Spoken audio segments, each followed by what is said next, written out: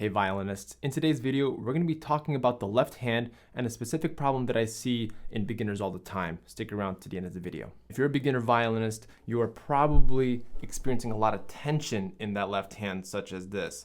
And what also tends to happen is that the wrist goes forward over here. Let me just move over a little over here. And they move forward because we're still not used to that feeling of the head being completely on the chin rest. So I want to offer some advice today on how we can get better intonation by expanding the left hand from this to this. Why is this important? It's because when we have a hand that's like this, our fingers are squeezing really close to each other, and we will actually not experience any relaxation in the hand because we're holding on to our violin for dear life, which is never a good sign. We want the hand to be spread out this way using the back of the hand, and for the fingers to spread out this way. So we go from here to there.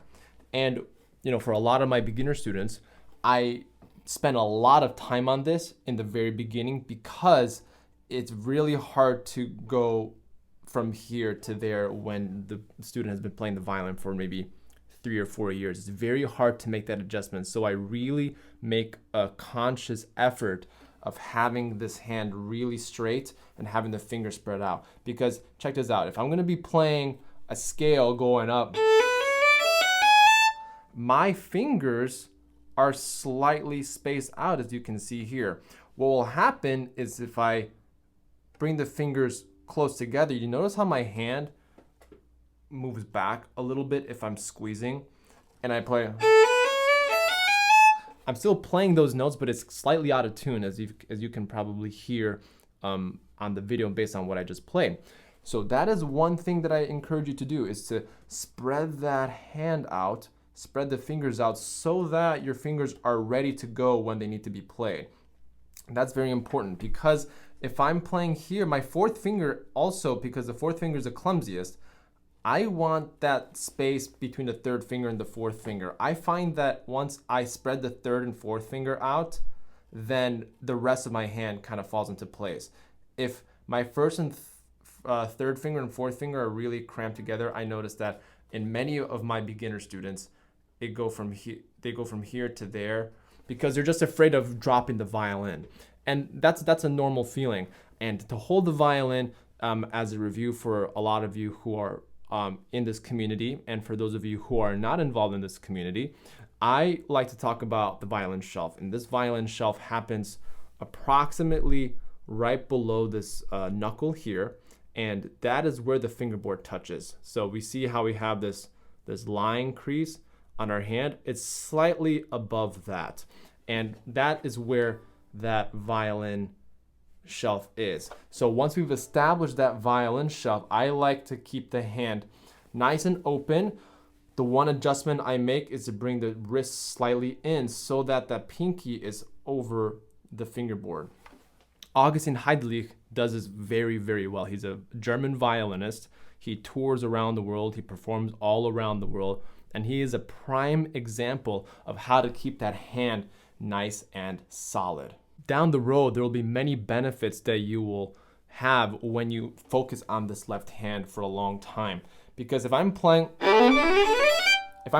these G major scales, my fingers are already in place. And music is all about scales and arpeggios. And when we practice our scales and arpeggios, it's all about understanding where the spacing is between each finger. That's what it's really all about. However, in Suzuki Book 1, when I start my students out in Suzuki Book 1, and then we kind of digress and we go into the more traditional pedagogy outside of the Suzuki method, then every student starts in A major. Why is that? Students start in A major because it's really easy for that second, third finger relationship to happen over here. It's really difficult to spread that second and third finger out this way. If we're all in whole steps, that's quite a reach, especially for the side of the hand. That could be kind of painful for someone who's not used to that feeling. And this first, second, third finger, when they're really close together, it's really easy. And then once we feel comfortable, then we have the third finger be our anchor and the fourth finger really press down.